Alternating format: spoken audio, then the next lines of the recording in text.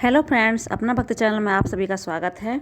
आज मैं आपके लिए लेकर आई हूँ करवा चौथ के व्रत की पूजन की विधि।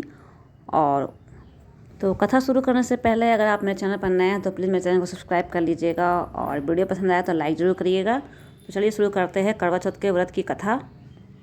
तो पुस्तक के अनुसार करवा चौथ के व्रत का पूजन और विधि जो लिखा हुआ है वह मैं आपको किताब में पढ़ के सुना रही हूँ।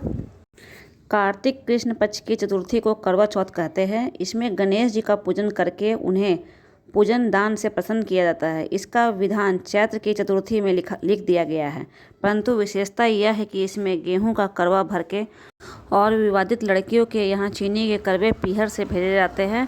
इसमें निम्नलिखित कहानी सुनकर चंद्रोदय में आर्घ्य देकर व्रत को खोला जाता है। तो चलिए करवा चौथ के व्रत की कथा को प्रारंभ करते हैं।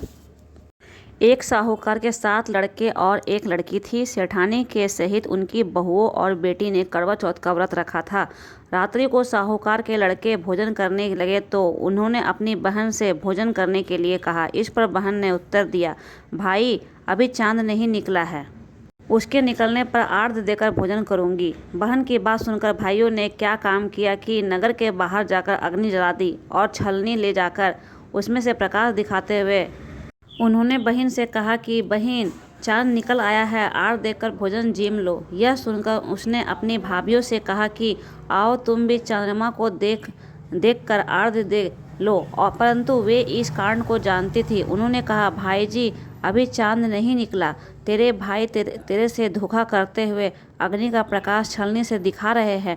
भाभीियों की बात सुनकर भी उसने कुछ ध्यान न दिया। वह भाइयों के द्वारा दिखाए गए प्रकाश को ही आर्घ्य देकर भोजन कर लिया।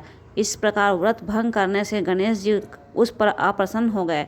इसके बाद उसका पति सख्त बीमार हो गया और जो कुछ घर में था उसकी बीमारी में लग गया। जब उसे अपने किए हुए दोषों का पता लगा तो उसने पश्चाताप किया। गणेश जी से प्रार्थना करते हुए विधि विधान से पुनः गणेश चतुर्थी का व्रत करना आरंभ कर दिया और श्रद्धा अनुसार सबका आदर करते हुए सबसे आशीर्वाद ग्रहण करने में ही मन को लगा दिया। इस प्रकार उसके श्रद्धा भक्ति सहित कर्म को देखकर भगवान गणेश उस पर प्रसन्न हो गए और उसके पति को जीवन दान देकर उसे आरोग्य करने के पश्चात धन संपत्ति से युक्त कर दिया। इस प्रकार जो कोई छल कपट को त्याग कर श्रद्धा भक्ति से चतुर्थी का व्रत करेंगे वे सब प्रकार से सुखी होते हुए कलेशों से मुक्त हो जाएंगे। इस प्रकार जैसे गणेश भगवान ने उनके पति की रक्षा की, उसी प्रकार गणेश भगवान हमें सदा सौभाग्यवती होने का आशीर्वाद दे। बोलिए गणेश भगवान की जय। इसके साथ एक और गणेश भगवान की कहानी सुनाती हूँ। एक अंधी बुढ़िया थी, उसका एक लड़का और लड़के की बहू थी। वो बहुत गरीब था। वह अंधी बुढ़िया नित्य पति गणेश जी का पूजन किया करती थी। गणेश जी साक्षात सम्मुख आकर कहते थे कि बुढ़िया माई तू जो मांगना चाहे मांग ले। बुढ़िया कहती, मुझे मांगना नहीं आता, सो कैसे क्या मांगूं। तब गणेश जी बोले कि अपने बेटा बहू से पूछकर मांग लो। तब बुढ़िया ने अपने पुत्र और वधू से पूछा तो बेटा बोला कि धन मांग लो और बहू ने कहा कि नाती मांग ले। तब बुढ़िया ने सोचा कि बेटा बहू तो अपने अपने मतलब की बात कर रहे हैं, अतः उस बुढ़िया ने पड़ोसियों से पूछा तो पड़ोसियों ने कहा, बुढ़िया तेरी थोड़ी सी ज़िंदगी बची है, क्या क्यों धन मांगे, क्यों नाती मांगे, तू केवल अपना नेत्र मांग ले, जिससे तेरी शेष ज़िंदगी सुख से व्यतीत हो जाएगी।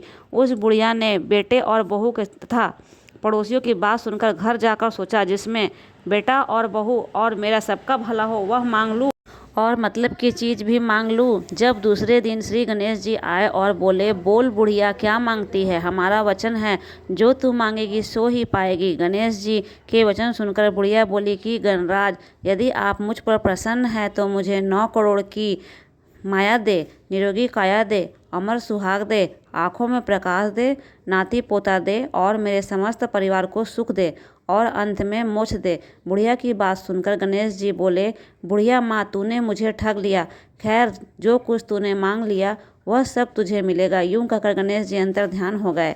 हे गणेश जी, जैसे बुढ़िया माँ को मांगे अनुसार आपने सब कुछ दिया वैसे ही सबको देना और हमको भी देने की कृपा करना। बोलिए गणेश भगवान की जय।